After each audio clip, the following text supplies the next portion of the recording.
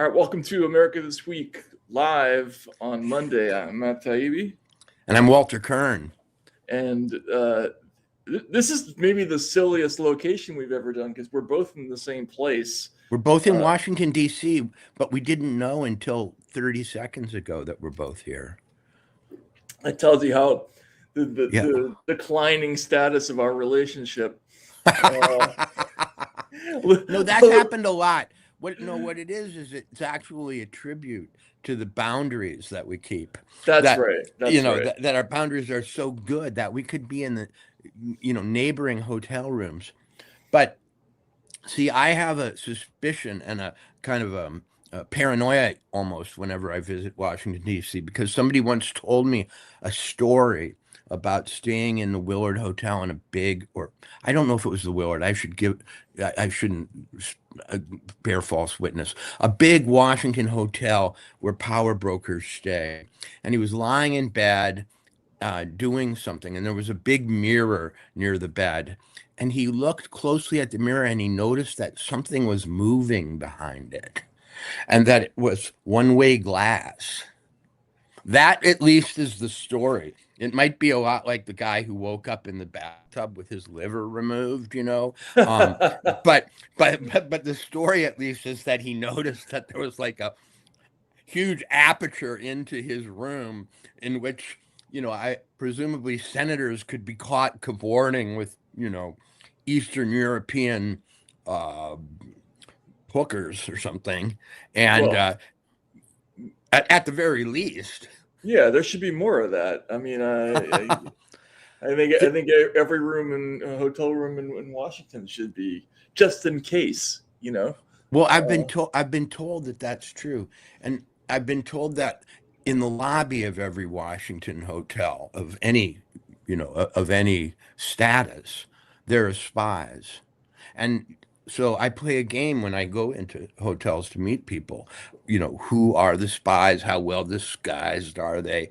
Do they want to be well disguised, or do they want to kind of stick out to give you the feeling, to tread lightly? That's very Simon and Garfunkel of you, Walter. That's the man in the gabardine suit. Is the, right? Yeah, exactly. Spy, clearly. But my last thing that I want to say is that if I look at all like a lobbyist today to anyone, it's because I decided I had to get a haircut at the last minute. And so I did research and I found the leading hair cutter to lobbyists on K Street. Wow. Yeah. So you have a K Street haircut? I have a K Street haircut. I mean, it's 90 minutes old at most. And, wow. And it was accomplished with a kind of precision, speed, seriousness, gravity that I've never experienced while getting my hair cut. And it was right there on K Street. I mean, dead center. I probably, after leaving, I thought, if there's a spy, it's that guy who cut my hair. I mean, he knows everything. Right. We got to. I just took a screenshot. So we have to advertise this week. This America This Week with Walter's K Street haircut. Yeah, but I didn't buy Gucci loafers when I was a kid.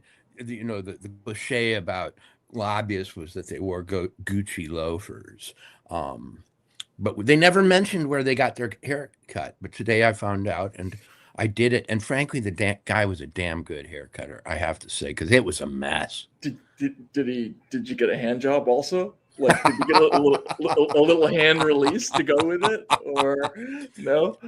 No, okay. but before this descends into complete unwatchability, back in Livingston, Montana, the barber who does do my hair is famous because he has one of those 15-pound solid nickel, with the giant plug-in hand massagers. They the barber puts their hand through a strap, and after they do it, they go against your neck and your shoulder muscles, and the thing rumbles through you like a fucking directed energy weapon. It may give you Havana syndrome. Like afterwards you might not be able to think. And it just goes, and it feels so great. And they only do it for like 20 seconds. And you just want to go, dude, can I just come in? And could you do a full 20 minutes? And just a little lower. Yeah. But it would be like a Woody Allen movie or something, the Orgasmatron. You'd be sitting there in the barber chair with these like ranchers and stuff going, with your eyes rolling back in your Right, head. with the vibrating orb. God, I haven't seen that movie in a while. I got to put that back in the list. Well, Woody's back in the news. Oh, that's right. He is back in the news. As one of the best friends of Jeffrey Epstein. I'm going to try to stay away from that one today. Although there was actually something of significant interest in that one today, but we're not going to have time, unfortunately. Right. We had two pretty big stories today. Walter, how do you feel about just pissing everybody off today? I thought that was actually something that we promised our viewers. Now it wasn't. It was no longer a bug, but a feature. So, yeah, we've had a couple of things come out. One of them is sort of a culture war story.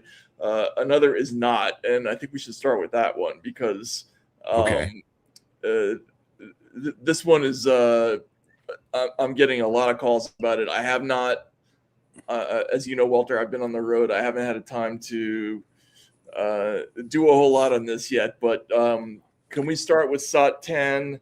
And this is an ABC News report about the World Liberty case.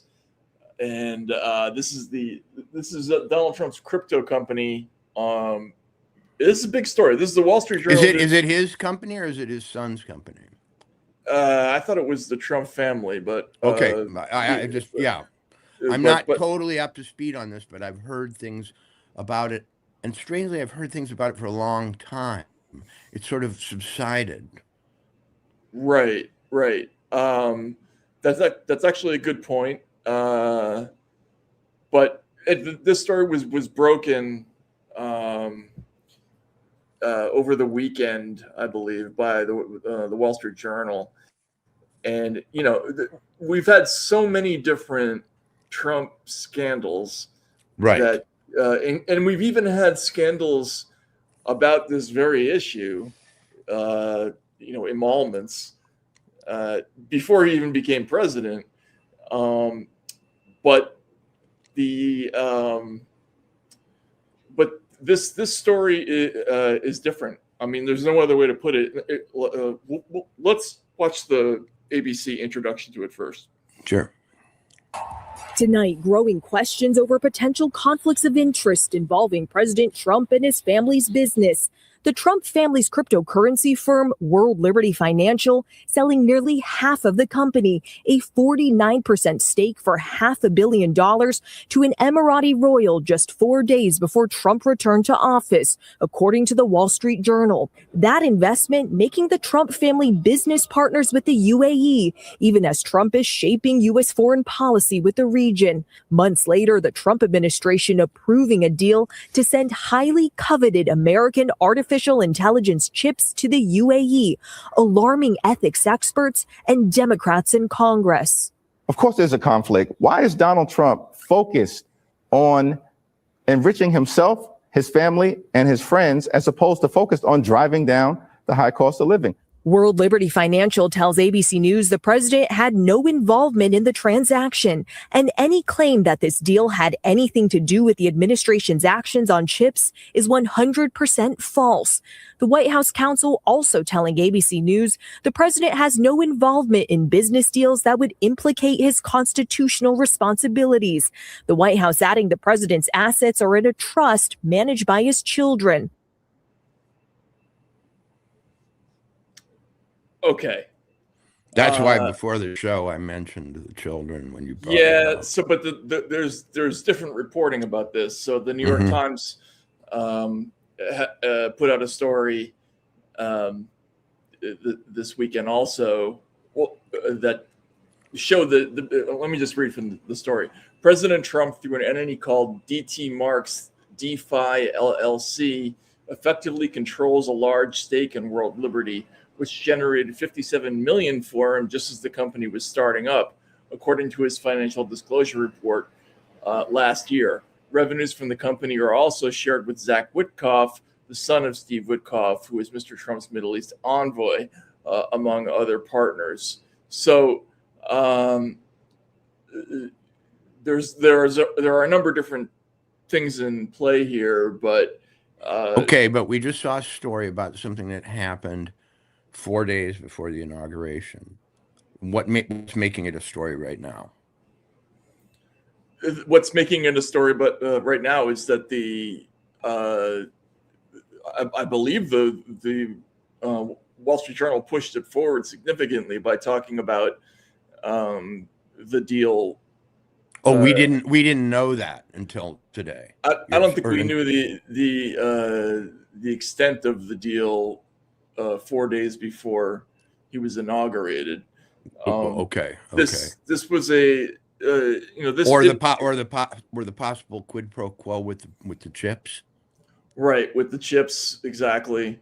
So the United States had been ostensibly reluctant to give chips, a certain kind of chip to the UAE previously, ostensibly because they were concerned about them getting export controls, defense. Yeah, exactly. Yeah, exactly. So, but the deal after this went through now. Look, there's nothing to say that they might have a very difficult time proving a correlation between those two things. But when was that Hakeem Jeffries soundbite from? I believe that was this weekend. No.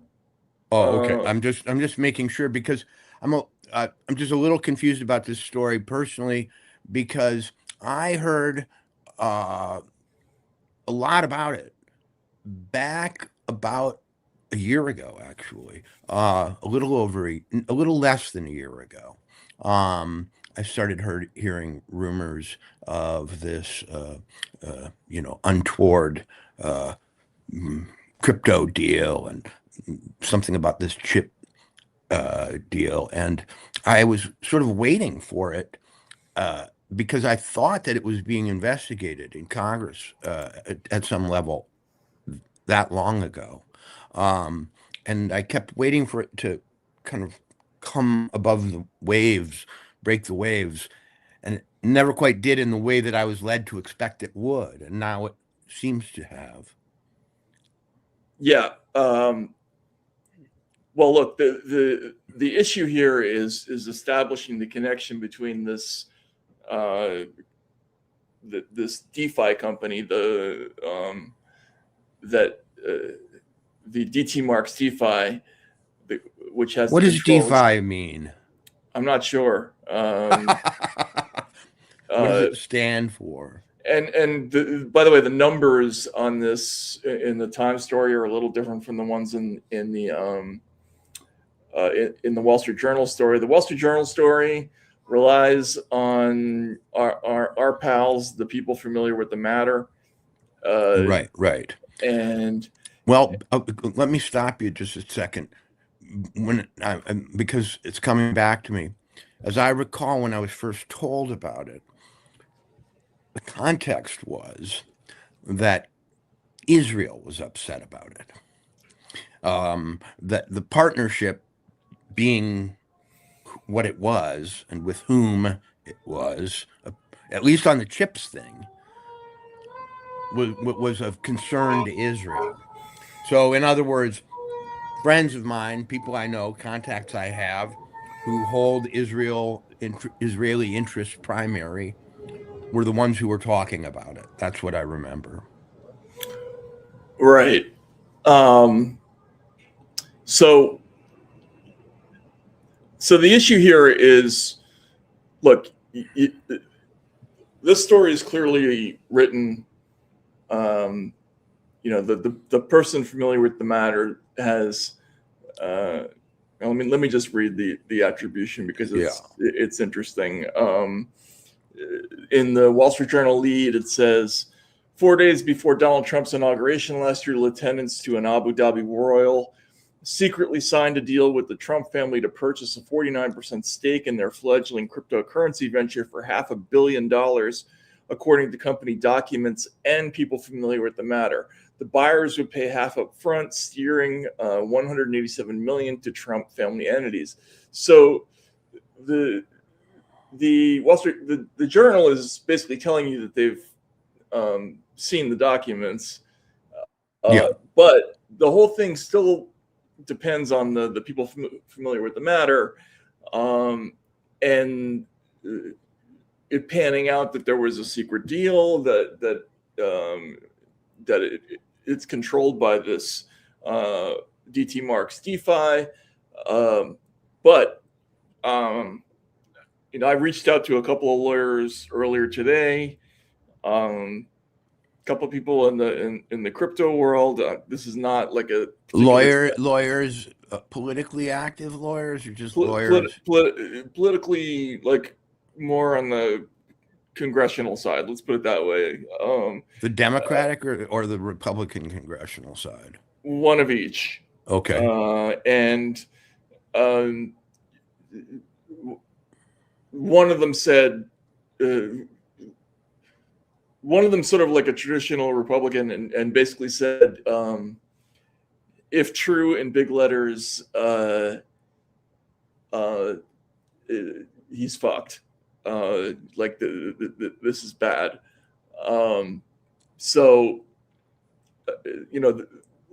Donald Trump entered office under a hail of lawsuits, right, for violations of the Emoluments Clause of the Constitution.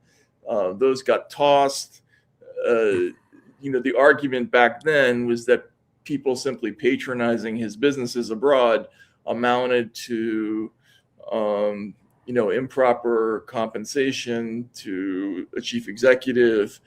Right. But this is something entirely different, right? This is $500 million going to. Are these people that you spoke to today people who had already been following the story, or who had just read about it? No, who just read about it, right? So they're just looking at the same stuff that we are. So I may be able to add value to this situation more as a gossip columnist than a journalist. Not long ago, I was at a gathering that included a lot of Trump supporters, and I put it out there. I just put it out there. Any of you guys concerned about impeachment? And I think what I meant by that was impeachment should the midterms go against the, Republicans or whatever. And someone said, oh, yeah. And I said, well, over what? And they said this crypto thing. So I think it's been in the air. Yeah, definitely. We've already, we're already starting to make the calls to try to find out if there have been whispers on the Hill about starting up a process about this. There have been 3 people on the Hill who've been pretty out front in talking about this. I was told almost a year ago that a process was going to start, and I'm sure this is the story. In other words, I will just tell our viewers and listeners that they might be alert to the notion that this has been bubbling under the surface for longer than we have a sense of right now. Maybe that's entirely possible, right? That is strongly my impression. So the members who've been vocal about this are Elizabeth Warren, Chris Murphy, Chris Van Hollen, and I guess Jeffries, right, in the House. Who would be the ranking Republican in the House who would be, who would oversee such a matter, an investigation? Like government affairs would probably be Comer, wouldn't it? Okay. I don't know. Honestly, I just got to DC, earlier today, and was dealing with something else entirely, and got out of a meeting and saw my phone I had 3 different messages from people telling me, this thing is heating up, that you got to talk about this, and this is not another Trump scandal that's been, that they've had to sort of add to or propagandize in a way. Like, the first Trump impeachment was one where, the argument for impeachment was kind of just difficult to follow on its face. This one, getting $500 million from, a foreign country, a royal family just before you get inaugurated, is, it's pretty astounding. This was known, though. This was known. I'm having a hard time. I'm texting sources as we speak because I'm going, was I not hyped about this? I think I was, and I was really waiting, and I was told it was grave, and then it was at least 10 months ago, and then I waited and didn't see anything, and I'd heard that Congress was hip to it, or at least certain committee members were, and so on, and I'm thinking it's got to be the same thing. Yeah, but and there's no other crypto company, and I knew it involved Middle Eastern friends and family of the Americans. I think, though, that the new element, the new element is this other company, though. I see. If I'm not mistaken. And here, let me just read from the journal story. The investment was backed by Sheikh Tahnoon bin Zayed Al Nahyan, an Abu Dhabi royal who's been pushed in the U.S. for access to tightly guarded artificial intelligence chips. Again, according to people familiar with the matter, Tahnoon, sometimes referred to as the spy sheik, is brother to the UAE, United Arab Emirates president, the government's national security advisor, as well as the leader of the oil-rich country's largest wealth fund. He oversees more than $1.3 trillion empire, funded by his personal fortune and state money that spans from fish farms to AI to surveillance, making him one of the most powerful single investors in the world. So there's a sovereign. This guy directs, a sovereign wealth fund. Sure. And, one of the biggies. Right. And so, look, the outline of this story, on its face, huge amount of money goes to company. They would have to take it out of the darkness. It would have to no longer be people familiar with the matter, and it would have to be, more than just we've seen documents or according to documents. They would have to be produced. But if you can do that, and then show that it influenced the national security decision. Well, I don't even know that you would need to show that this is one of the things I'm trying to find out. Like, what would you need to prove in this case to make it a case? But the impeachment rules are pretty clear. Like, bribery is one of the things that that was envisioned when they came up with this concept. Now we know, for example, though, that in the past, people like the Bushes have interests in petroleum and other industries whose tentacles and whose business extend abroad. I mean, right? Well, okay, but that's interesting. So it's interesting that you bring that up because the Deputy Attorney General was asked about that on The Week with George Stephanopoulos. Can we hear that? This is SOT 9. And he said essentially the same thing, which is kind of odd when you think about it coming from, not from you, but from a government official. Well, that just came off the top of my head. That's not the part. That's not the result of any conversation. Oh, no, I'm sure. Yeah. Yeah. But hey. I want to ask you about a report breaking in the Wall Street Journal overnight. I want to show the headline right now. It's the headline saying the spy sheik bought secret stake in Trump company, $500 million investment for 49% of world liberty came months before UAE won access to tightly guarded American AI chips. It's referring to the National Security Advisor to the UAE, Sheikh Tahnoun, and he made this investment just before President Trump was inaugurated.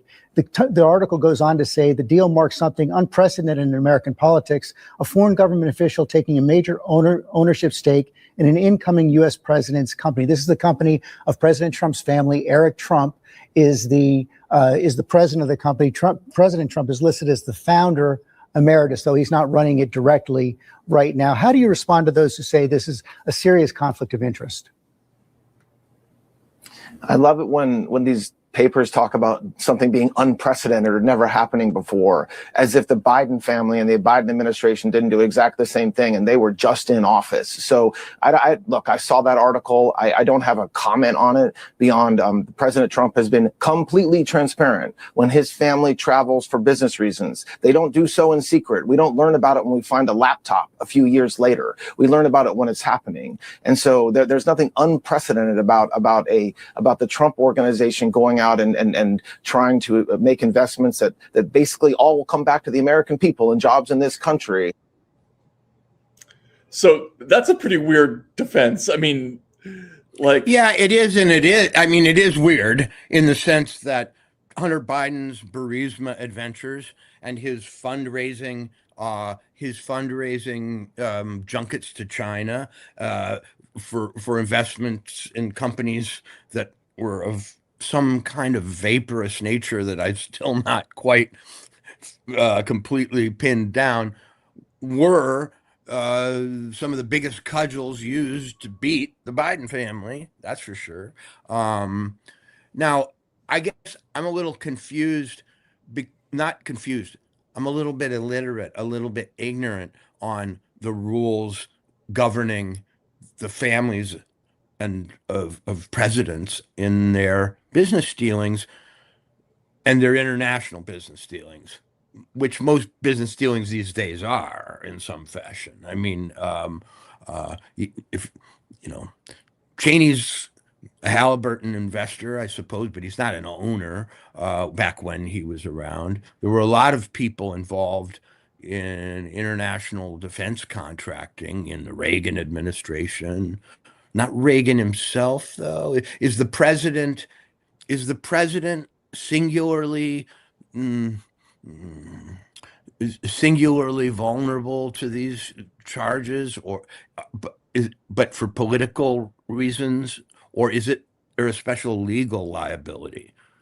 So, I'm with you. I think the Biden family should have been investigated. I think even the stuff that we looked at with the Twitter files and it's spiking the story about that, and having the FBI brief members of Congress to tell them that it was foreign disinformation, right? That the Burisma story, like all those things, I think were possible, grounds for criminal investigation. Especially the misuse of the FBI, like that one stinks to high heaven to me. But the issue here, and I always thought the criticisms of this is why we should recruit our presidents from haberdashery owners like Truman and so on. We've had these mega capitalist presidents now for a while who either are beforehand or become them soon afterwards, and then or come from these families like the Bushes and so on. And I guess I've gotten a little slack thinking that they're all like this in some way. Well, they are all like this, and you know, I think we've talked about this before, Walter. I think you can look at especially the decision of Bill and Hillary Clinton to just decide to start making money the moment they had the opportunity to do it.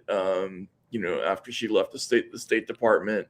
Well, in their case, they created this Clinton Global Initiative thing, which is one of these clever, not so clever, I would call it ruses for the, transfer of all kinds of money from private entities to NGOs, and then the family kind of lives off it or something, or isn't it? That was, look, it looks like influence peddling.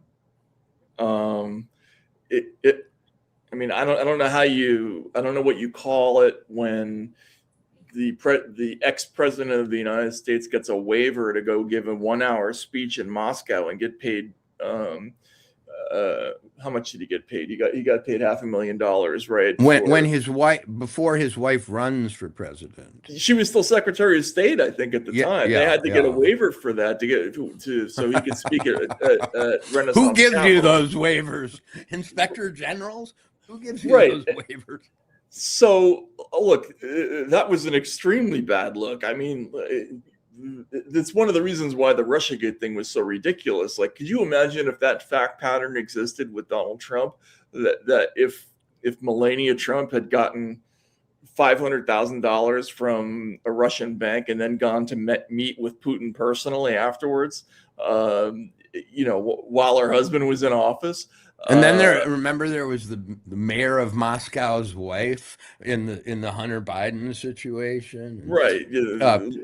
Lushkov's wife. Mm-hmm. But by the same token, Matt, if this fact pattern obtains with Donald Trump recently, whoa. Because, dude, did you not learn your lesson? I'm just saying hypothetically, should any of this bear fruit or be what it is purported to be, and should the law be as it's said to be, even though I'm completely confused and don't really know what it's said to be, you would think that of all people, Donald Trump, having walked through zigzagged his way through the world's most complicated legal minefield, having been attacked from all sides, his own party, the traditionalists in his Republican Party, the Democrats, the this, that, would not decide, hey, man, let's right before we take office do a gargantuan deal in cryptocurrency. Right. I mean, people kind of understand other industries in I would think, a more traditional way, not hotels, not, something involving a commodity, but crypto, which still hasn't quite shed its reputation as shit that's made up. Right. Yeah, exactly. Yeah. And it also has the reputation of being a highly liquid way of delivering a benefit to somebody, right? Like, it's I'll like, land over here, I leave the country, and then on my phone, I'll open it up and there's the money. Like, you know what I mean? Yeah. I remember back when they were sort of more open about what Bitcoin was, and more, I guess, libertarian, openly and flagrantly libertarian. They were like, it's the only way to get money out of the United States. I remember being at this huge conference, this political conference, and one of the leaders of the Bitcoin ecosystem got up and said, if you want to get out of the United States, you pay an exit tax on your wealth above a certain amount. But Bitcoin, it doesn't reside in the United States, it doesn't reside anywhere. So you don't take it out. Right. It's Right. there waiting for you wherever you are. You know, Yeah. not doing too well, by the way, right now, Matt. I keep trying to inject financial news into our broadcast, which is stupid of me because I understand it maybe 1% better than 2% of our audience. In other words, 97% of our audience is probably better informed than I am. But a lot of weird stuff has been going on recently in the commodities markets with precious metals. You know, I don't know what Palantir's earnings came in at. That just happened just now, I think. But there's a lot of spookiness around cryptocurrency, commodities, and the stock market as we speak. This could add to it. Who knows? This would be political uncertainty. Yeah, and look, as you say, it's not a news story. The Democrats were calling for investigations. They've been asking everybody from the State Department to the Commerce Secretary to the IG to look at, like, what's an IG going to do? I mean, Right. to look at it. But this is the first time that I did hear people talking about impeachment as a possibility. I've heard it as a possibility, since Donald Trump was elected, not necessarily on this matter or on similar matters, but I've heard the complete menu of which impeachment will we have. Right. But as I say, this is something that crossed my radar. I remember hearing about it as a possible scandal and a serious one. It was a while ago. I remember hearing that Congress was aware, that the investigative bodies that would deal with it were already aware of it. And then it raised its head again just recently, just a couple weeks ago in my wanderings. So here it is. It's all based on these two stories you're telling me at the moment. The stories themselves are based on that very weak people familiar with the matter thing. It doesn't look like it's going to be just Alpha Bank. Remember the Alpha Bank scandal where Absolutely. I remember Alpha Bank. I mean, like, and Alpha Bank. Well, we now know that the Alpha Bank story was a load of shit on like 19 like levels. freaking made up, right? by a professor at Georgia Tech, basically. Yeah, right. I mean, it was, and it was layer upon layer upon layer of deception. Here, though, I mean, we have real companies, we have real transactions. The problem is the dot connecting. The Times has clearly devoted a lot of manpower to looking at the story. They've looked at it from a bunch of different angles since last year. The Journal, maybe some of this might just be the way they presented the story, but using the word secret. Now let's also remember that going back to the beginnings of Russiagate, it was Republicans back in that early moment who raised some of the issues that later became what we called Russiagate. You know what I mean? It was not purely Democratic oppo that resulted in that. There was a Republican billionaire, I believe, Paul Singer, and others. So the Wall Street Journal, being a Murdoch and a kind of establishment neocon publication, I think it's right to call it that if you're going to classify things. What kind of calumny is going on here? Yeah, apparently I don't criticize or report on any major story that's critical of the administration, even though. Wait a second, they were just saying the opposite a minute ago. Wait, I'm confused. Just a minute ago, you were being called a Marxist stalking horse for some unknown world power hostile to our way of life. And now this? Now you're a Trump lackey? Yeah, I don't get it. Look, the reason I'm the Trump lackey on this show. Remember, that's my job. I'm the one who sits there and, slightly earns that by finding more more rational or exculpatory explanations of certain Trump outrages.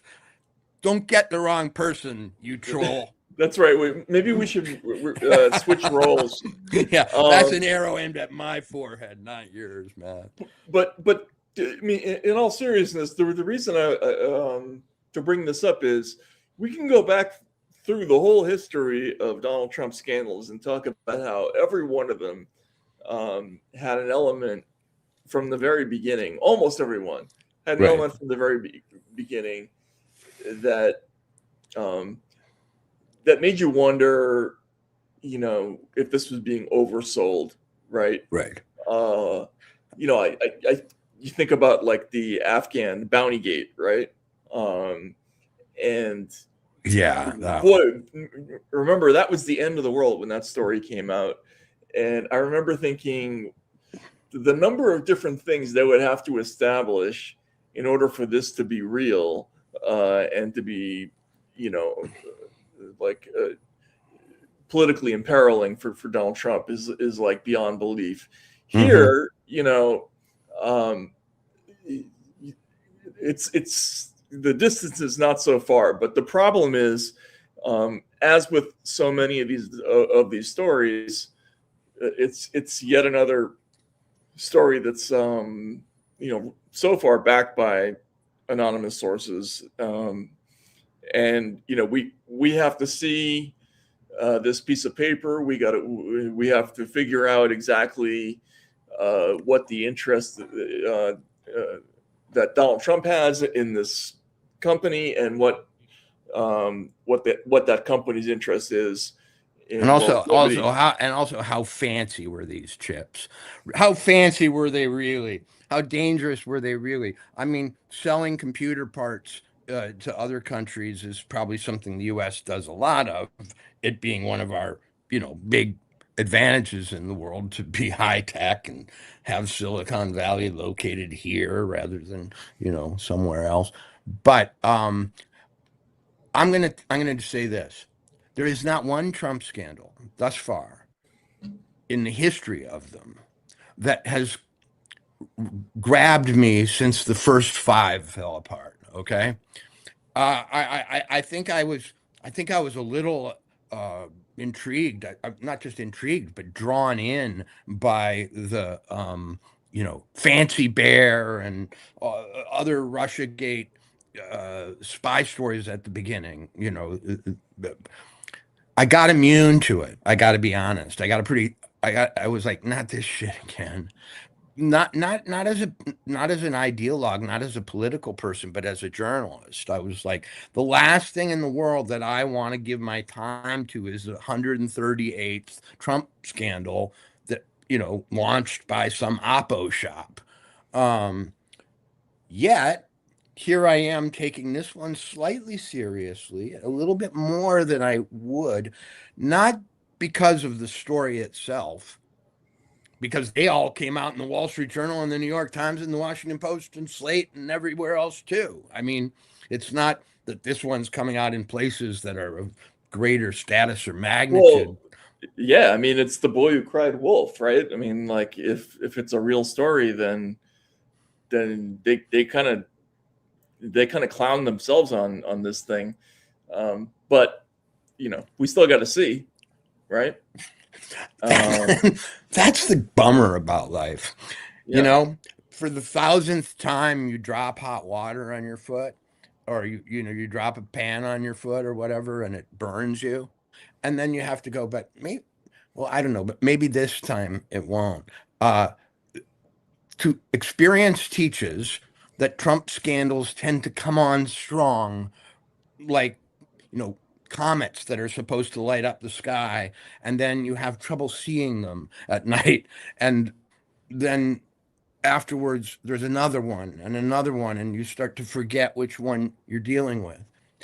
I'm perfectly willing to go back to the drawing board on this one, but I will do so with some hard-earned wisdom from all the others, which is you better have people who are real, and they better give their names at some point, and there better be documents, and it better not have to do with the usual enemy class, and it better have buy-in from certain kind of people who have somewhat preserved their dignity in all this. And there better not be an MI6 angle in there. Well, exactly. But let's be clear. What's the story that we're not talking about right now while we talk about this? Epstein. Right. Well, Epstein, in the sense that I was really shocked by, in the last couple of days, as an air traffic controller of American drama, which one's getting looking at the heat map, as it were. The heat map on anti-ICE was pretty strong at the end of last week. I mean, it was getting intense. The general strike didn't really pan out on Friday. I saw no evidence of it in real life. I did on the news. But I was startled by the extent to which the new Epstein documents have enchanted and bewitched a lot of people. And there are a lot of independent journalists and so on who are now I guess there are so many documents, digging their own tunnels through the sand pile. And there's a lot of interesting and provocative and intriguing possibilities being raised. We had a major British politician today resign, supposedly because of his role in Epstein-related affairs, or helping Epstein front run the Euro bailout. Exactly, Lord Mandelson, Peter Mandelson, and so maybe he's not a lord, but what I'm saying is, interestingly, the new Trump scandal. Wasn't the new Trump scandal supposed to be Epstein? I mean, in other words, for a long time, the shoe to drop that we've been told we're to expect and will be so ruinous has to do with Epstein. But that wasn't the case with this latest drop, at least. It could still be, because I think it'll be 2098 before all the Epstein files are at this point released. It's like Zeno's arrow. We keep 3 million. But there are 7 million more. And when those 7 million are released, there'll be 10 million behind those. So could this be in some fashion a story that is linked, because for me, the Epstein files that we just got are most damaging in the financial area. They don't seem to have lit up the world in terms of sexcapades, but they have some. They show a kind of, by a lightning flash, a structural relationship between certain elites in the world, especially of finance, that are kind of interesting and might be damaging ultimately, and have already claimed one victim in England. Well, and some other careers here in the States. So just to answer this question, at Humboldt Sentinel, Matt, I respect you, but to say that you find these revelations boring was quite shocking. So I was subtweeting Claire Lehman, in Australia. Walter's eyes glaze over when you say Claire Lehman. Ever since she did her glamour shots from the concentration camps of the COVID outback in Australia, right? Yeah. Ever since she showed us that you can be quarantined with leggy swimsuit girls, I have forgotten she was a journalist and somebody I should take seriously. But it's so amazing how many different iterations, people who were, on your side in certain things, and then suddenly they hate you, and then suddenly they're, it's been such a weird period since But you know, Trump Matt, got there elected? there are characters like Claire Lehman, and you know, let's not just make a lot of enemies. Let's make a few intense, specific enemies. Okay. There are people like Claire Lehman who came. There was this period. And remember, she edited a journal called Quillette, and it was a kind of heterodox. You know, I don't totally hate populism, and I'm a little bit libertarian, and I'm a little bit rock and roll. You know, and it was not completely down with woke excesses and so on. So there are a lot of these places that seem to grab the reasonable man or the reasonable woman as perhaps places where we could find common sense consensus in a world of ideological fear, you know. I totally terrors. remember thinking, oh my God, we have to go to Australia to find somebody who Right. isn't crazy. But forgive me for suspecting that a lot of these people were positioning themselves so that a little bit later in the arc, and I'm not being a conspiracy theorist, well, I am kind of being a conspiracy theorist here. I'm saying they were positioning themselves to win trust because, you know, the first part of being an agent, of being an implant or anything, is to win trust, is to, you know, look at my car, look at my threads, look at my bank account, look at my reasonable way, and then suddenly you spring the revolution on people, you know. And when Claire went whole hog on COVID, like civil liberties, what? You know, you know, not liking to be in concentration camps in the desert. What's wrong with you? I suddenly said, oh, the old positioning, the old, you know, the rocket's first stage was straight, and now it's going to go right at your forehead. And so, whatever. Yeah, that whole the Australian COVID turn was that was jarring. Right. They were in the COVID play as it was, you know, as it was conceived of by whatever tabletop world, all the tabletop club. Australia was, okay, in the third round, you're going to go fucking nuts. Okay. You're going to be the COVID maximalists. In the third round, when everybody else starts asking questions, you're going to be like, I think anybody who could possibly be of an age to get the COVID virus should wear shackles and, you know, a gag and be put on display if they don't publicly vaccinate themselves through the eye. You remember how, I mean, it's just so weird to go back in history and think about how intense people were about that shit. Right. But now they're coming back as, it's like Jake Tapper, like he's coming back as a reasonable person. You know what? Wait, are you allowed? You know, Fitzgerald said there were no second acts in American lives, but we're getting like eighth acts, ninth acts. I know. You know? Yeah. In Twitter, you can almost have an infinite number of acts. Right. We missed the entire Biden administration's descent into senility, and here's a book about how it was covered up by everybody but me, all my friends. But fuck that. I'm back.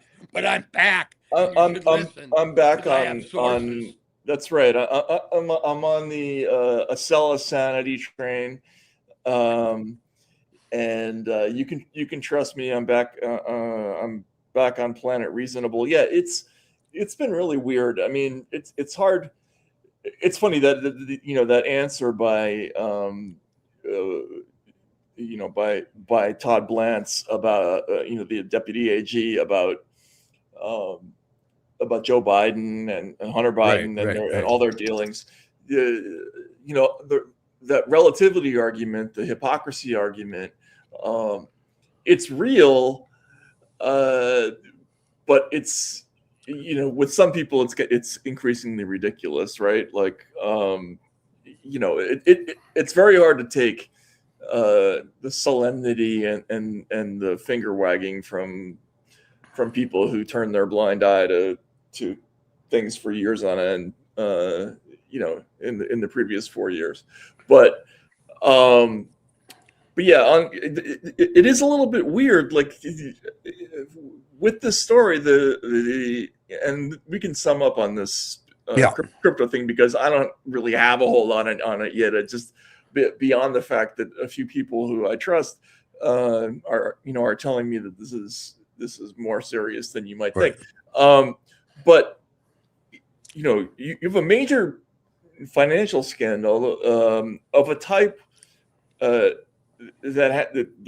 which there's an easy roadmap to impeachment, and the world is oddly quiet about it. And as you say, everybody's up, it's head over heels about Epstein. And why is that? I thought the whole thing was about getting Donald Trump from that corner of the internet. And it makes me think, okay, I may be someone who's making people stupider by being the way I am, or making them more irrational by being the way I am. But my defense is that it's what I'm doing is no worse than what Anderson Cooper and Jake Tapper and the people at the New York Times do. So let me advance this possibility.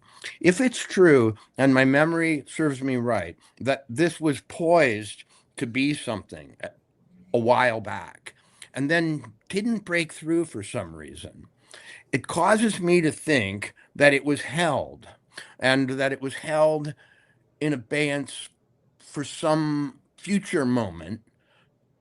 And maybe this is the future moment, because maybe Epstein would have been preferable for various reasons, sexier, more repulsive. And when that bomb didn't go off, we have this one. All I know is that Donald Trump, every time I come to Washington, I'm reminded of this, has almost nothing but enemies in this town. I mean, really. And at this point, he's going to be gone soon, one way or another. And so you almost wonder if he's, like, in some ways going, like, if there's a part of Donald Trump's psyche that goes, like, make my day, impeach me a third time, okay? Make it almost farcical, and take me out. I'm going anyway. And then install my vice president as president, and bring in a whole new class, and remove the biggest suddenly, dude. Because when Donald Trump was suddenly impeached and removed from office or something like that, oh my God, it would be like the sun going out suddenly. It might be the most destabilizing event in politics of the last 20 years to not have Donald Trump to kick around anymore. You know what I'm saying? Or it could be the Also, opposite. if he gets removed, can he run again? No, he can't. He can only win. Yeah, he can't run again. I don't think. But yeah, Boy, that was one of the stupidest things I've ever said. Sorry, people. What? No, not at all. No, like, if you're removed before 2 years or something, is that not a full term of office? Right. Anyway, no. And just to answer that one person who's saying that the people who are saying this is serious, the same people who are saying the walls are closing in, the people who said the walls are closing in stopped returning my calls in 2017 or 18. Right. So no, it's not those people.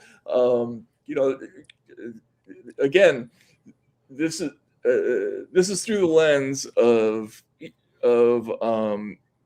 years of examining kind of Trump non-scandals. The things that make me hesitant on this one are the same things that made me hesitant about a lot of the other ones. It has the if true element. It has the people familiar with the matter and the anonymous sources and all that. It comes out of mainstream media rather than some other part. At this point, I would probably give more credence to a Trump scandal that was launched in, like, I don't know, some weird on Joe Rogan or something. or some strange independent precinct of the media, because anything that comes from the New York Times about Trump at this point, I mean, it just looks like part of the old war of the Stuarts versus the Tudors, Right. I mean, but in any case, what we have is an Act One event. So let's see where it goes. We saw the man in the dark suit cross the road. We're told that he may have something in his pocket. And as journalists, we have to revert to possibility at every moment, even though we've maybe learned and gotten burned. So I'll Right. follow it. Right. Okay. So we're gonna move from a serious financial story, and yeah, I think we just got to keep our eyes on it. We are at Racket doing some work on this week. It's not ready, but we're going to look at the legal issues and see if anybody's actually moving towards doing anything about it on the Hill. And with my patented combination of investigative tools, which involves Ouija board, sleep thoughts I have right before I go to sleep, random people I meet in bars, and Twitter anons who give me tips, I will also track it. Excellent. Maybe we can do like a Vulcan mind meld. Exactly. All right, we're gonna move to a culture war story, but before we get there, we got to do. Can we see number 21? When I saw this was for me was in the running for the most retarded thing I had ever seen. Whoa! Yep. There it is. So it's Somali Iwo Okay, that's Minnesota's flag, dude. I know. That's not Somalia's flag anymore. Right. That's my. I'm sorry. Yeah. That's it's my Minnesota's boyhood home of Minnesota. That's the thing that replaced some complicated seal that I don't know included like. Yeah, the same thing happened in Massachusetts. Yeah. But what the fuck? So what? Okay, we stand. Let's fully consider this. We stand for justice and a future worth fighting for. Okay, Minnesota's strong. Adding strong to the end of any place name is so 2018. Okay, ice out. I'm already sick of that one. Well, it's 2013. That was Boston strong after. And Las Vegas strong after the Vegas shooting, big one. Yeah. Right. Yeah, exactly. So strong usually is code for their people died and we're recovering, or we won't let it bother us. Just Minnesota, go Minnesota. Yeah, okay. Peace. I don't know if this quite goes with the theme of peace, since it's about raising a flag on a conquered land. But of course, it doesn't go with anything because Iwo Jima as a icon, the Iwo Jima flag raising as an icon in American history, and this have no fucking thing in common whatsoever. No, Yeah, they can you line imagine up on, if that picture had that would have been a very different picture. Yeah. There is red plaid in this, which symbolizes lumberjacks, which symbolize Minnesota. There is a prominent black beanie, which symbolizes Minnesota, I suppose. There's somebody in a sheet or something, right? It's not very big, so I'm having trouble here. On that second from the left, or Yeah, person. Can we expand that maybe a little bit? Is that possible? Right. Yeah, and they're raising it over. They're raising it over fallen timber. Now, in Iwo Jima, it represented the conquest of an island fiercely held by the Japanese, which we did not hold. In this, it represents the conquest of Odor a place. strong. The conquest of a place over which there was no real fight. I mean, I guess they could say that ICE held it for a while in occupation, and they've now freed it. What I like is that one guy has a deer hunting op orange glove, one of the gloves in the color of I don't want to get shot by another deer hunter. And somebody has bare hands, which detracts from the notion that it's very cold. I can look at a picture. See, having grown up in Minnesota, I can look through a window and tell you what the temperature is outside. No, it's true. I can. It's Yeah. not very cold right now in this picture. The snow doesn't have that hard gleaming edge. They're not in the fiercest of the elements right now. Okay. Also, I have a serious mathematical question. Yeah. What How many people does it take? No. What percentage of this picture is taken up by dude's ass? The last guy. Wow. So those are some Carhartts, okay? Right? Yeah. That's Carhartt Brown, which, because everything, you see, in Hollywood terms, everything in this picture reads. In other words, Carhartt Brown is to show that's basically Tim Waltz, okay? That's a symbolic, metonymic reference to Tim Waltz. Look at this. Plaid plus huge ass equals equals Minnesota. You know what? And for a true Minnesotan, do you know what also equals Minnesota? Too many people trying to get credit for something. In other words, like some people aren't doing any work at all in this picture. One guy's hand isn't even touching the damn flagpole.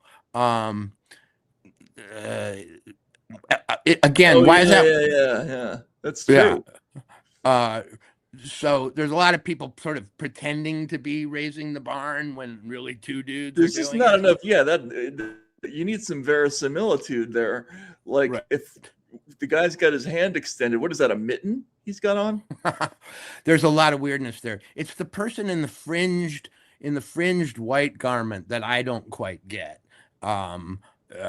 Second from left. But anyway, so who put this out? Why did they want us to see it? I don't know.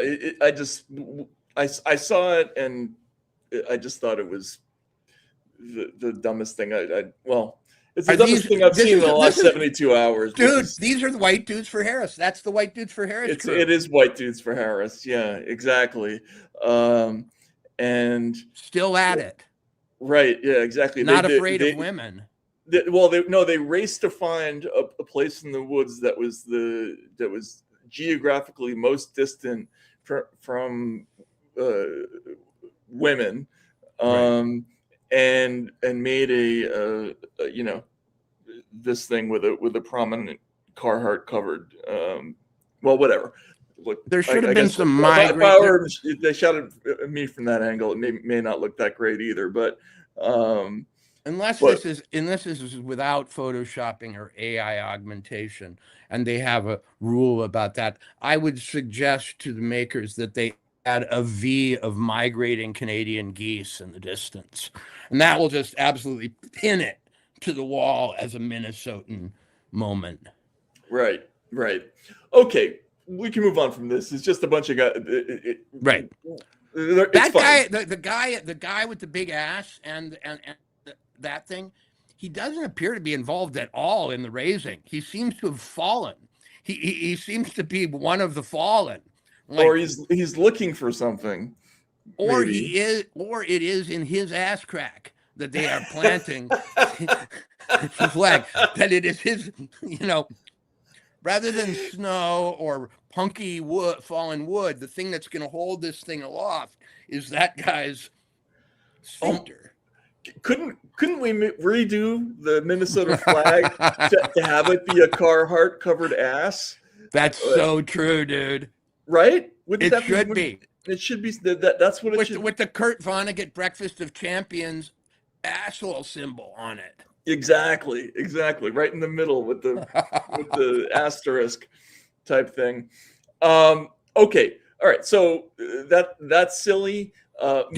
More serious. Let's go to SOT1. And this is about old friend Don Lemon, and a pretty serious development.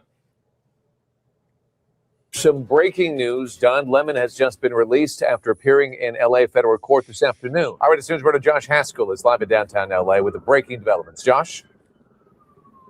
And David and Giovanna, President Trump's Department of Justice tried to present Don Lemon as a flight risk. They said that they want to restrict his travel just to Minnesota and New York. They also wanted $100,000 bond. That was all denied by the judge.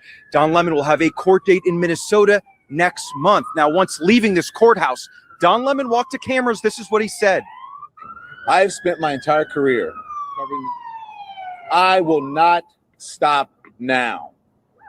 In fact, Stop what? more important time Yeah, stop what? now, this very moment, for a free and independent media that shines a light on the truth and holds those in power accountable. Again, I will not stop now. I will not stop ever. Doing what? Night, the DOJ sent a team of federal agents to arrest me in the middle of the night Okay. for something that I'd been doing for the last 30 years, and that is covering the news. The First Amendment of the Constitution protects that work for me and for countless of other journalists who do what I do. I stand with all of them, and I will not be silent. I look Okay, forward all right. to my day in court. Does he stand with me? Some I count- breaking Can I news, count Don. on his support at some point? Can I count on his support at some point if they drag me away? No, probably not. Okay, so look, when a journalist is arrested, especially by an administration that is openly hostile to this kind of media, Donald Trump has had things to say about- No. Every administration is hostile Of to course, the of course. opposition press. Okay, Donald Trump is hostile to Don Lemon, and Barack Obama was hostile to all of Fox News, which he practically wanted taken off the air because it was a source of misinformation. Everybody doesn't like the journalists of the other side. Now, Yeah, so just to interject, like I had a conversation today with a journalist who I can't name, but who was in the middle of a much more serious episode than this. Well, you can't say that because this thing carries real jail time, and we don't know how it's going to turn out. right. But let's just say that not all cases involving journalists get the same amount of press coverage. Let's start with that. But anyway, go ahead, Walter. Let's just say that Walter Kern isn't happy as a person, that Jimmy Kimmel and Don Lemon have tried to make themselves the face of journalistic courage in America, because sadly, there are about 1,000 journalists who deserve that courage crown 1,000 times more than both of them put together. But we're now having celebrity dissidents, and that's what I think they are. I think the Don Lemon church drama was scripted as anything I've ever seen in my life. In other words, it was probably a provocation meant to end this way. I think the only mistake the Trump administration made was giving Don exactly what he asked for, which was, his moment of black beret wearing radical chic. And we've got it. At the same time, I have to be, as a journalist, ever vigilant about the rights that we that we use to protect ourselves. One thing I don't like about this First Amendment thing is the First Amendment does not apply particularly to journalists. The word Situation, but this situation. It includes the freedom of all of us to speak, gather, etc. And they sometimes posture as people who are particularly protected or particularly privileged in some way. this is a media circus, and it's going to go on now for a while, obviously, because unless somebody just throws the whole thing out or they quit prosecuting it, which they won't. And I guess I just have to stand by and not stick my finger down my throat, because there are technically perhaps real issues involved, you know. Well, okay, so there's a bunch of things going on here, but let's start with all the people who came out to denounce in support of Don. Let's go to Sub 4.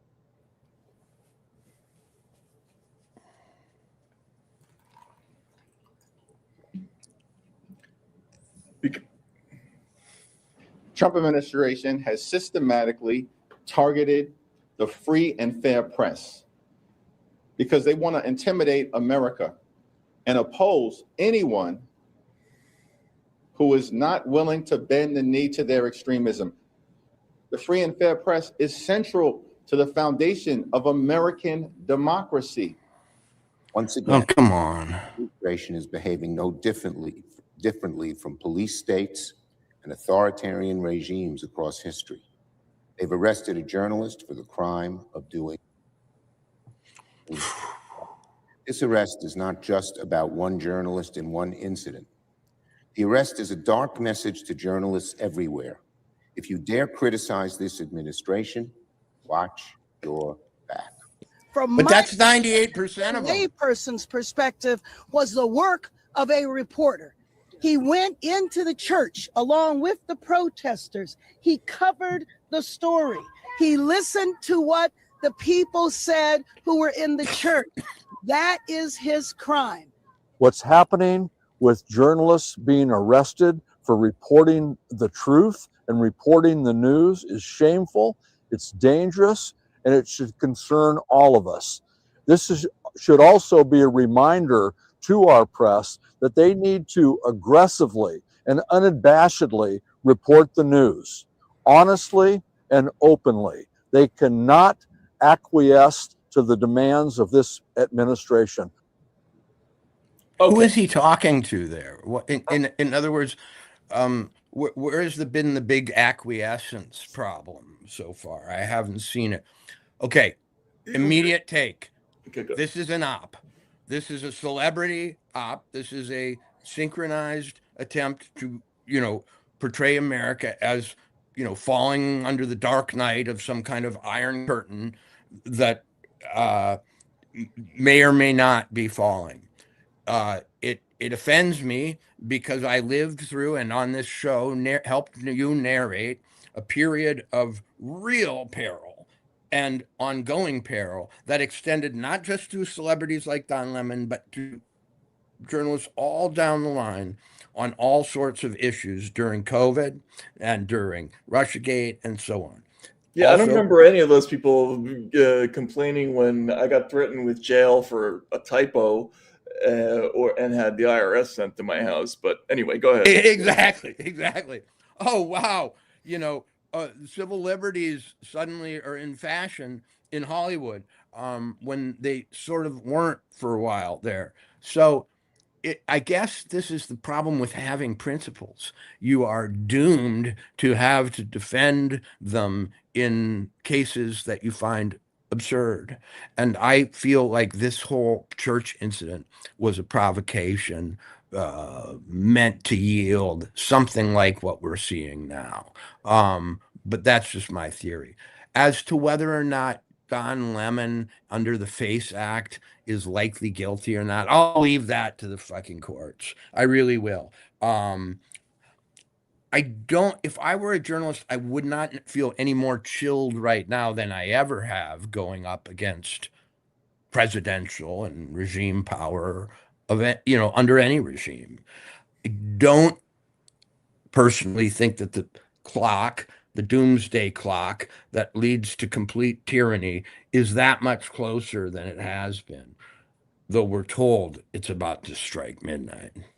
So the use of the FACE Act against journalists, there's a couple of reasons why I would say it's inappropriate.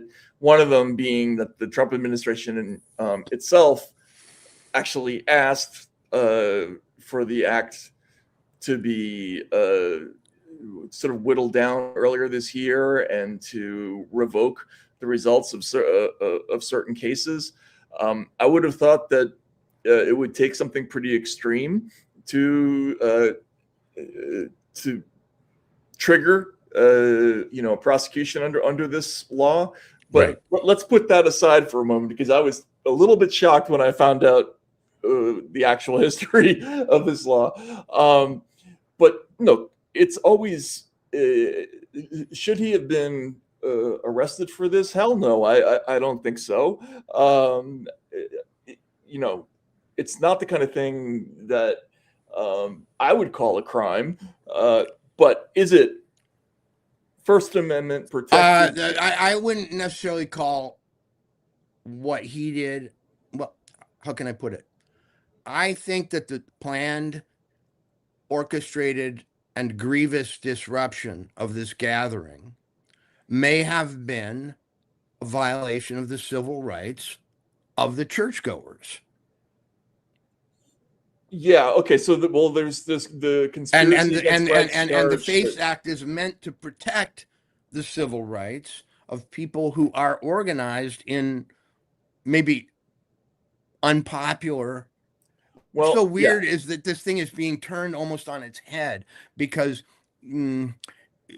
technically the spirit of this thing, as I understand it, is to protect, like a civil rights march, from being disrupted by the Ku Klux Klan. It's actually even weirder than that. It's to protect people. It's to prevent an overzealous protest from interfering with for instance, your right to get an abortion. Right. I see. So it's to keep people. So I wrote a book, literally. My first novel begins with a anti-abortion protester, a kid who used to be like a satanic rocker who's become a born-again Christian, and he's at a protest in Minnesota, which was where the book is set, trying to prevent women from going in to the abortion clinic for whatever reason, and he's hauled away. So it's for that reason, technically.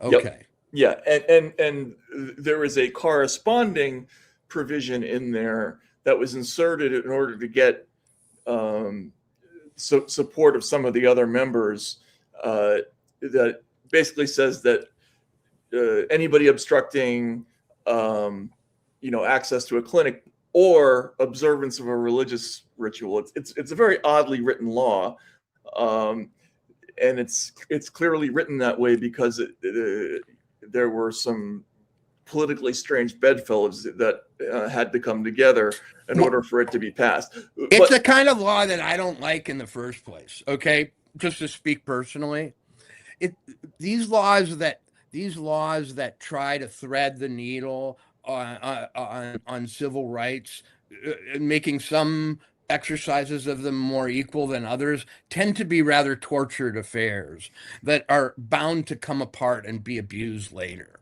You know what I mean? Like, I'd kind of maybe prefer that it didn't exist, because this is that kind of attempt to say some civil rights are more equal than others, or some expressions of them are more equal than others, and when codified, they tend to have strange results and be rather awkward as legal theories.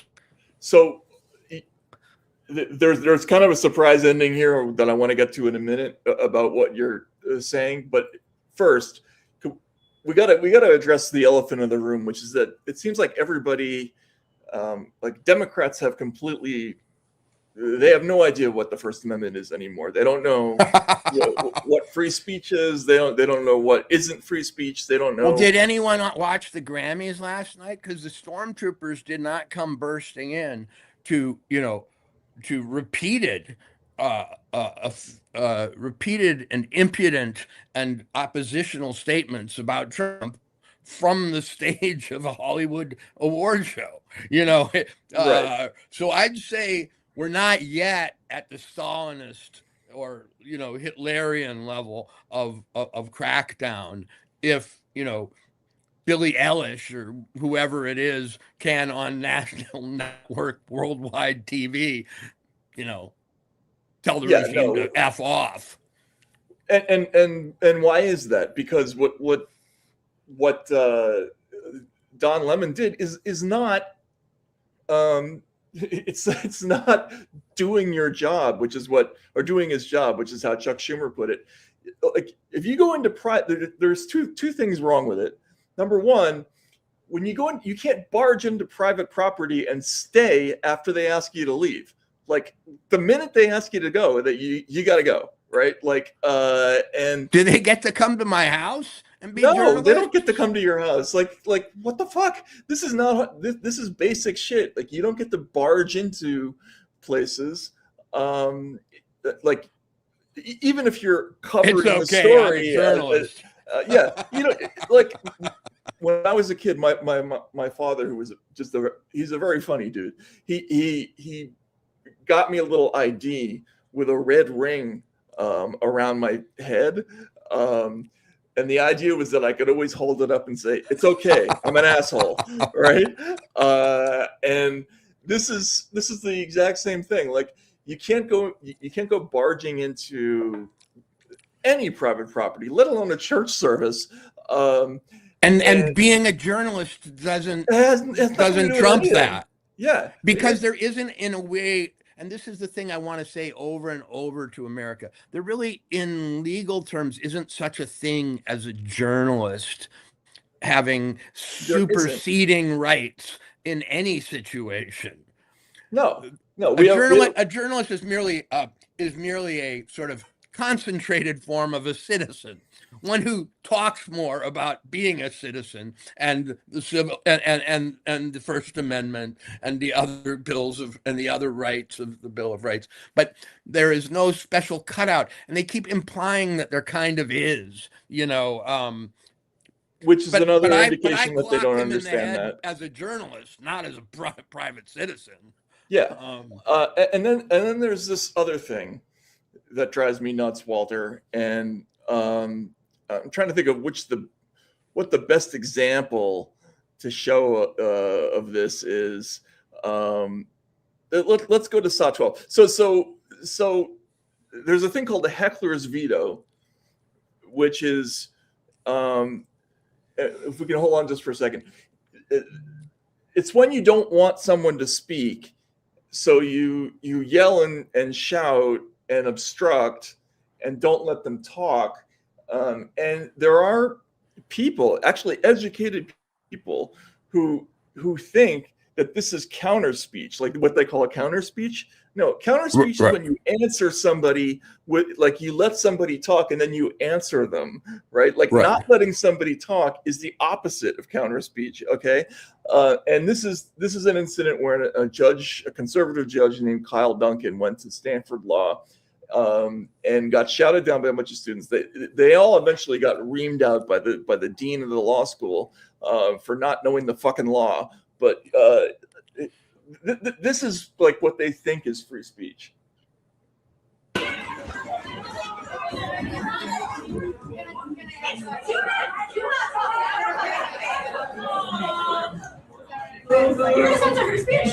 I am an associate dean, and I would love to answer your question. Can I?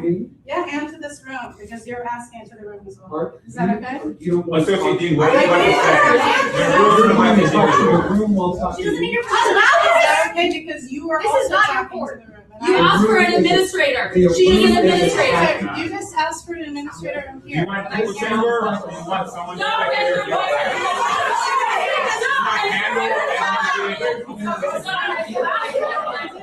Can I say something to you? Is that okay? Is that okay? So you've invited me to speak here, and I'm being heckled nonstop. And I'm just asking for an administrator to sign. That's an administrator. All right, we can stop. So it goes on. That's that administrator subsequently got in some trouble. But she ended up making a whole speech about how we are countering your speech with our own speech. No, you're preventing somebody from talking. That's what that is.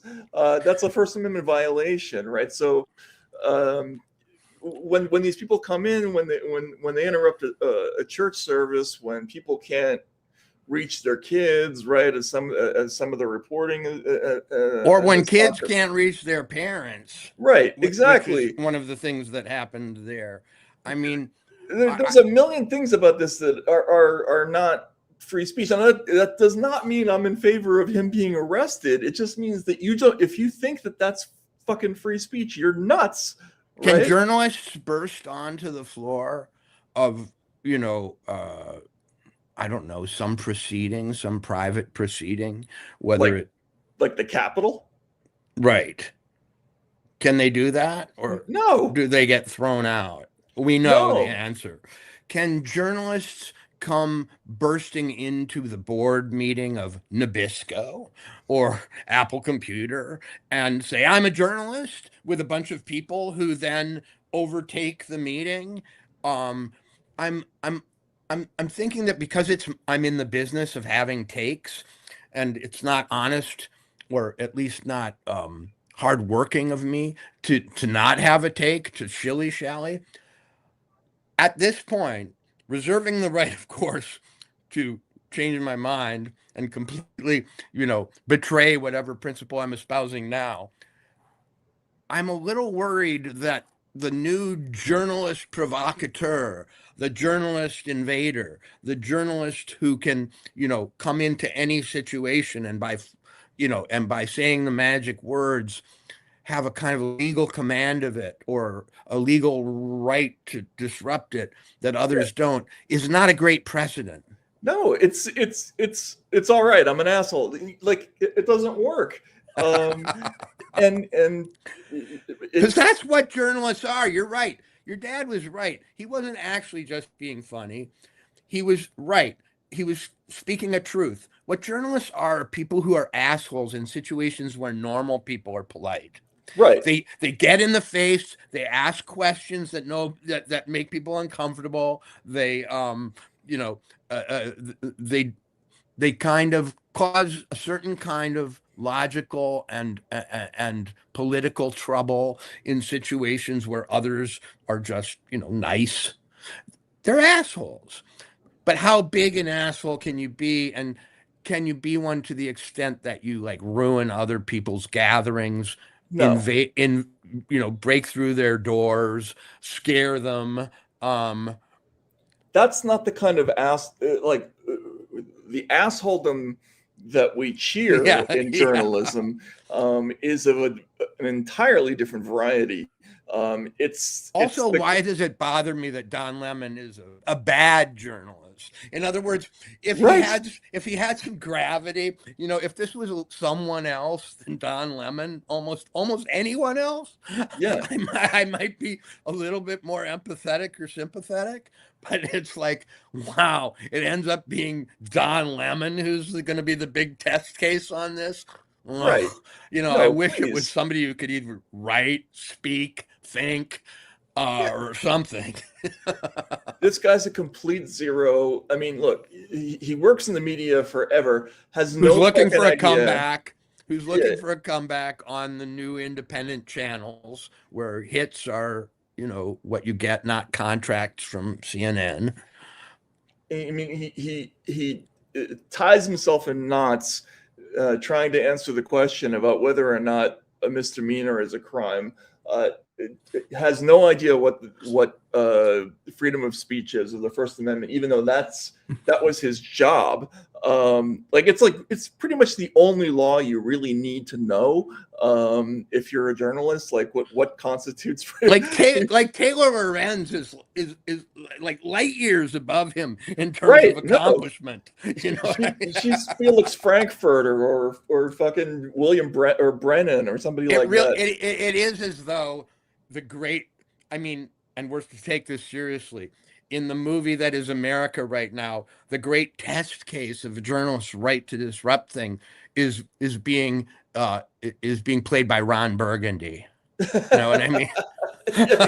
Exactly. We're sort of accidentally there. Yeah, Ron Burgundy, the First Amendment. Right. You know? Or Ricky Bobby, even like, but no,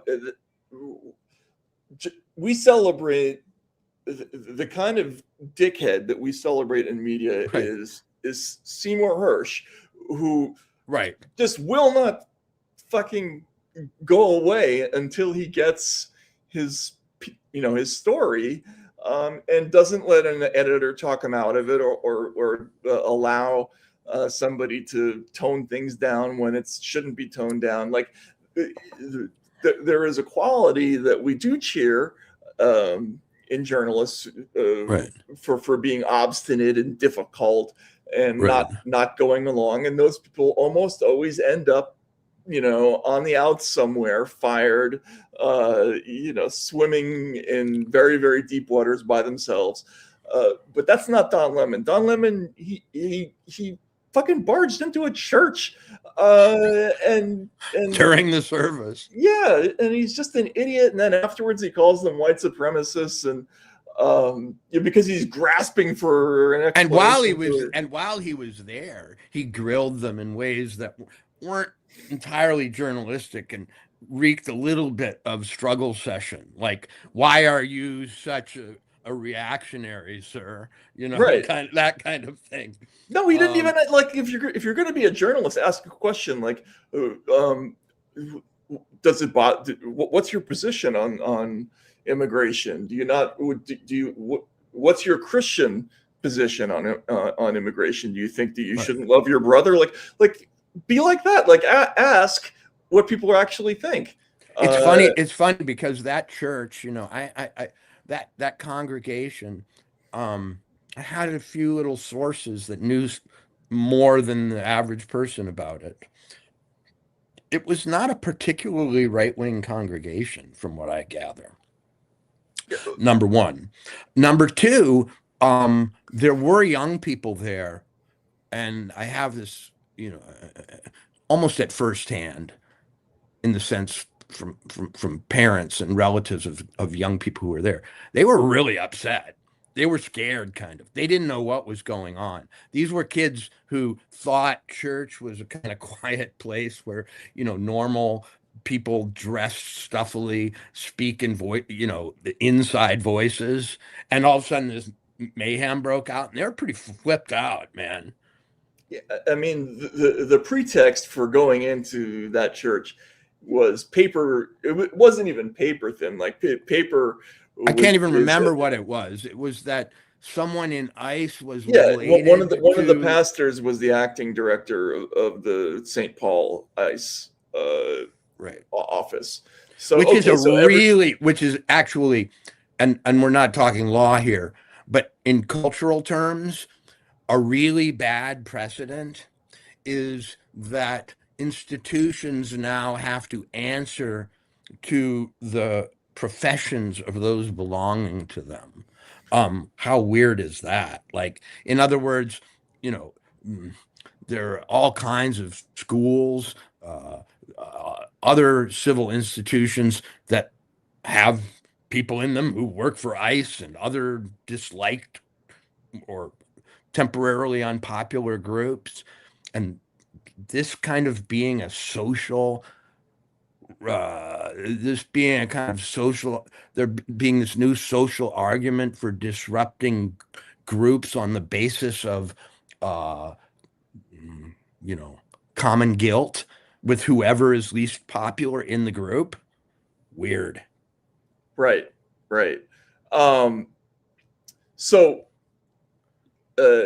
Now the punchline to all this, if you go back and look at FASAC prosecutions, it's like there was a case very recently that somebody got 57 months for, and let's just roll the tape from that story. Let's look at SOT 14. This is an abortion clinic in DC. that had a bunch of people go in, and you'll see what they did.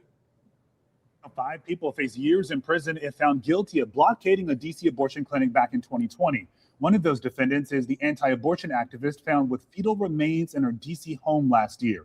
WUSA 9 investigative reporter Nathan Baca is following the trial tonight from the U.S. District Court. Supporters of Lauren Handy and anti-abortion activist co-defendants were handing out these flyers to prospective jurors before they entered into the court this morning. It says, quote, public trial disallowed and proper defense disabled. Well, the judge told attorneys that she had a problem with this going out to jurors before the trial even began. This video provided by the defendant's Progressive Anti-Abortion Uprising is from October 2020. It shows when the group used chains and ropes to block the entrance of Washington's Surgic Clinic on F Street Northwest. They claim the clinic, which offers abortion services, quote, killed babies after they were born. The clinic denied these allegations and was never criminally charged. We talked to one of the defendants about the years he faces in federal prison if found guilty by DC jurors. It's scary. I'm 27. I'm engaged. I would really prefer to get to have a wedding and not be in federal prison for the next 11 years. But ultimately, when I think about it, I'm reminded that regardless of what the government does to me, I am not the victim here. The victims are these infants and unborn children. PAAU held a rally in front of the courthouse calling for the repeal of the FACE Act being used to prosecute their clinic blockades. The 1994 law stands for Freedom of Access to Clinic Entrances. The group does not deny their actions inside the clinic, but justifies it as being done in defense of the unborn. When the world... Okay, all right, we can stop there.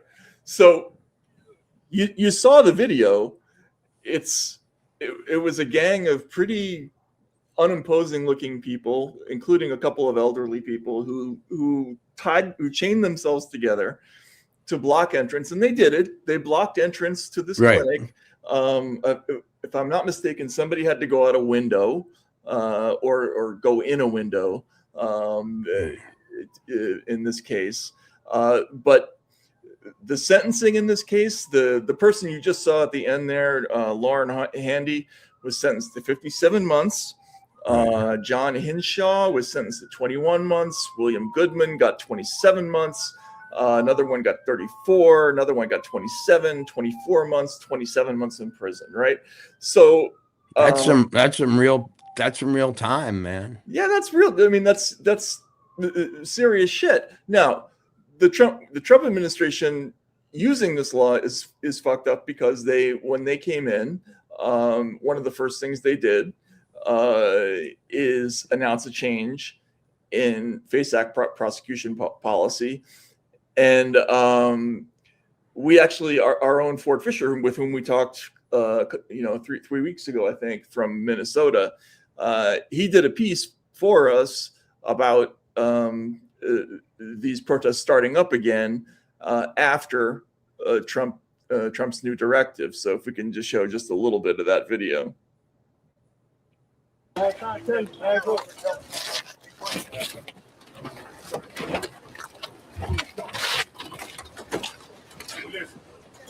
struggling, y'all doing that pepper spray. Yeah, we gonna do all that pepper spray. On the morning of Friday, December 5th, about 20 anti-abortion activists were arrested outside a Planned Parenthood facility in Memphis, Tennessee.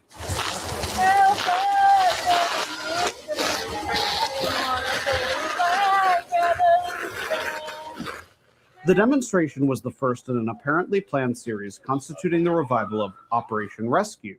We are going to have to make a decision tonight about how many people are willing to get arrested with the hope of bonding out on Friday. But if they don't bond out on Friday and they spend the weekend in jail, that they're going to be okay with it. The night before, December 4th, the activists gathered at their new Memphis headquarters inside a nearby church for a training and series of speeches. There are different levels of rescue, but all involve putting your body in between the killer and the baby and breaking some kind of law. Founded in 1986 by activist Randall. There's something interesting here, Matt. It's really interesting, but go ahead. Yeah. These are traditional conscientious objectors, exactly, as it were, who are not questioning the right of the government to arrest them, but are testing their own willingness to be arrested, right? For No, what they believe to be higher purposes. They're basically saying, are you out there who object to abortion at such a strenuous moral level willing to be arrested when protesting? If you're not, go away. If you are, stay. That is a rather honest approach to the tradition of civil disobedience. That's what you'll read if you read Letter from a Birmingham Jail. Not that King would ever be involved in that protest, right? But the traditional concept is you must be willing to accept the punishment. You must surrender knowingly, right? But they're not. They might say privately, but they're not, at least in that video, saying, and they're the Gestapo and they have no right to come after us, and this is an illegitimate government that would do it, and they'll call them baby killers and all kinds of things, like. Well, they might say that of the people who work at the clinics and so on. But in other words, they're not challenging the right or the likelihood of responding to them by arresting them. They are anticipating it and putting something else first. Right. Look, I don't love this law, right? The FACE Act, it seems like a weird political hodgepodge that came into being because people, and we have to remember that a lot of those anti-abortion protests got pretty intense. I was, there were doctors who were shot, right? There was a trial when I was in Buffalo. There was a trial of somebody who had shot at an abortion clinic. So obviously there were reasons why people were concerned.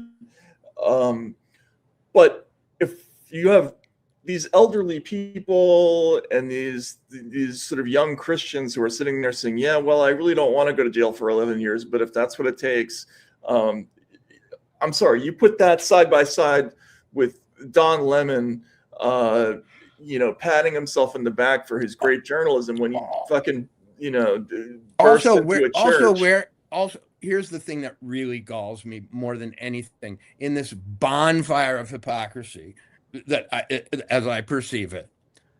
Where was Don Lemon when they were lifting the right to even go to church during COVID? Well, there's that too, right? When they were attacking the right to gather at all, but they were doing it under the precedent of stop the spread. Hey, dude, there were more civil rights violations per minute at a level that I never thought I would see in my life during COVID. And they went to the very right to assemble for the most virtuous reasons, like we want to worship. And I mean, this was a little more advanced in Canada than it was here. But there were all kinds of local governments that were absolutely prohibiting gathering on the basis of public health principles that had never been tested as superseding constitutional principles. And they did it without question. And people like Don Lemon were cheerleading the damn thing and not asking a question at all. And in some ways, fanning the flames of what was almost a mass suspension of civil rights in America. And now suddenly they're victims. It's hard for me.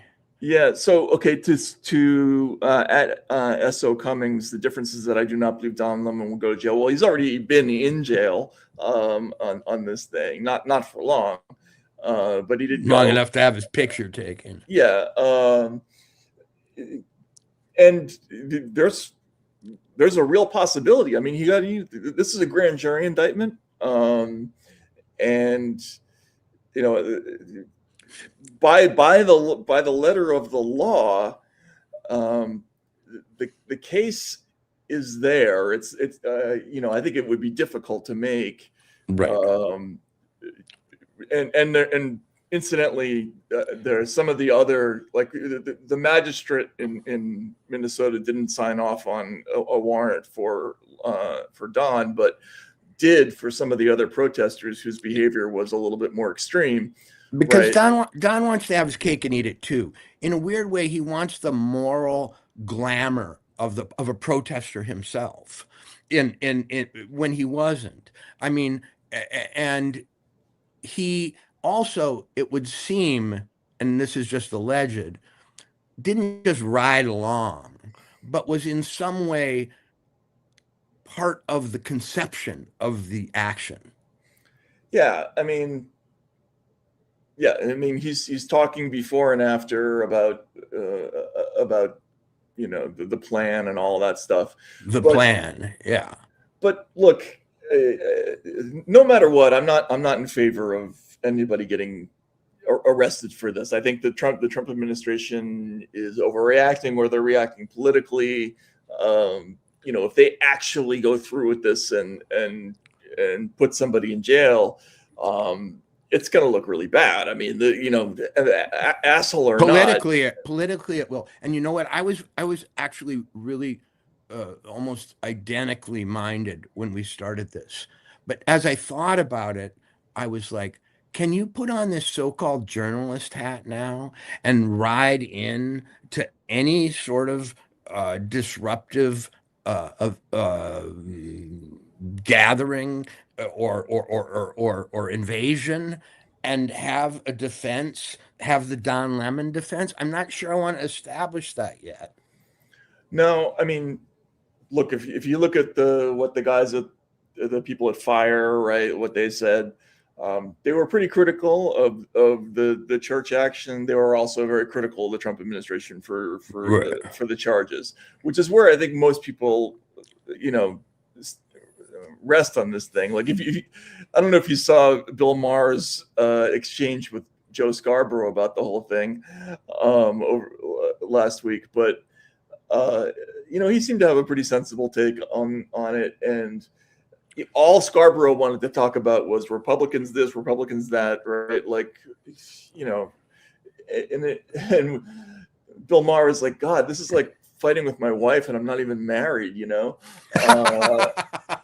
and that's what this culture war has come to feel like. It's come to feel like this, like, endless, irresolvable, just fit. Where nobody listens to anybody else, and these are pseudo events in the Daniel Boorstin sense, though. They are classic pseudo events. You know what I mean?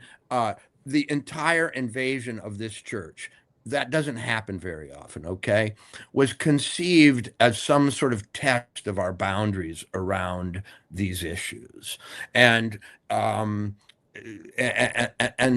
I'm not glad it happened at all. I'm also not glad who's involved in particular. And I'm also a little nostalgic for the days when people say, yeah, it was against the law, but we did it in obedience to a higher law, Well, right. As in, we oppose the Vietnam War, or we think abortion is murder, or whatever it is, or segregation, yeah, and we're doing this to show we're willing to sacrifice our freedom to a certain extent, or our spotless legal record in honor of a higher code, a higher meaning. But this doesn't have that. It's just more us and them. Yeah, and look, well, this is an interesting question that maybe we could talk about, because I stumble over this all the time. I grew up just really very convinced by the whole idea of civil disobedience. I went to school in Concord, Massachusetts. I used to go to Walden Pond and Right. go sit in the place where Thoreau lived in the woods, and Right. and think, and those ideas are, I think they're beautiful ideas, right? They were the way they changed world events. you think about what happened with the end of the Raj and Gandhi, and here in America with the end of this with the civil rights movement. But then when I was in my 20s, I read the Gulag Archipelago, and there's a section in there where Solzhenitsyn talks about how the Soviets and the Nazis had come up with the solution to civil disobedience, which is just to not give a fuck and just keep killing people, right? In other words, like civil disobedience only works if there's humanity on the other side. Well, right? we didn't get to see it very clearly, but we have a strong sense that something like that just happened in Iran. Right. Right. Yes, exactly. And it's not, it may not be on the scale that Solzhenitsyn was thinking of, right? It upsets me a little at a primitive level that maybe tens of thousands or at least thousands of people were just machine gunned to death by the regime in the streets of Tehran and other Iranian cities. But their sacrifice in some media sense doesn't quite rise to the level of Don Lemon going into this church to make a fucking spectacle of himself. Right. Yeah, no, I mean, like that's the American version of sacrifice. But the only justification for not behaving, not doing the thorough Gandhi King method of protest is if you think ultimately that the other side is really ruthless enough that it won't work, right? In other words, and if you lived in the Soviet Union or you lived in Nazi Germany, you would absolutely believe that. You would come to believe that nothing but violence would work. And suspending judgment or suspending a final estimation of the truth of this. There are those who would have us believe that that's what's going on in Minnesota. There are those who want the Minnesota late January 2026 Bruce Springsteen sung of events to be equal to a Hitlerian or Stalin-esque crackdown. Right. You know what I mean?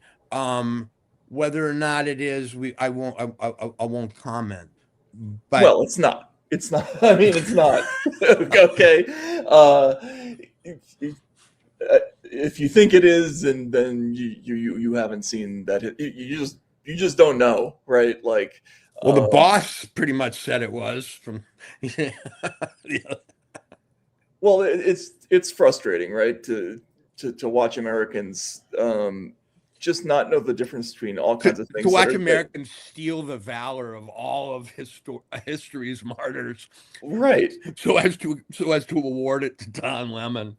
Yeah, I mean, again, I had colleagues who were in Russia who were, like legitimately balls out brave people who risked their lives when they did stories, and a couple of them didn't make it. You know what I mean? They had colleagues who were beaten to death with hammers or poisoned or worse, and it's insulting to people like that when we make people like Don Lemon out to be heroes protecting free speech when that isn't even what he was doing. And in fact, he may have been doing the opposite in some important sense. Right. Just screwing with other people's free speech using the heckler's veto or the, bursting through the church doors veto. Yeah. And the Trump administration kind of changing its mind about the FACE Act. That's look, everybody is going to see through that too, right? Right. And that's the kind of move that it's one of the few things that might make Don Lemon into a sympathetic figure if you actually threaten him with prison. So I don't understand the politics of that. The whole thing is messed up. As you say, it's a bonfire of hypocrisies and double and triple and quadruple standards and backflips and so on. But where I come to rest on it is this. Don, welcome to the Hall of Dissidents. There are so many others, I think that you would agree, who are even more deserving of our pity and our respect. And I hope to see you at their trials, and I hope to see you defending them in the future. And maybe even you'll help get off some of these poor abortion people who get hauled away. Yeah, well, obviously those people don't deserve anybody's respect or attention because they have the wrong beliefs. So that doesn't count. Right. But it's just increasingly, I think, in this country, nobody really knows what the principles are. Nobody cares what they are, and we're in this zone now where nobody really gives a fuck. It's just all out preaching to their own choirs, and I don't know, whatever. Right. It's the same old shit. We didn't get a time to talk about Brave New World today. We'll talk about it more next time. Sorry, folks. That's good, Matt, and I'll tell you why. Brave New World is shaping up to be one of the most profoundly affecting books that I thought I knew but didn't. And it's much more complex, much more sophisticated, and it's 100 freaking years old almost.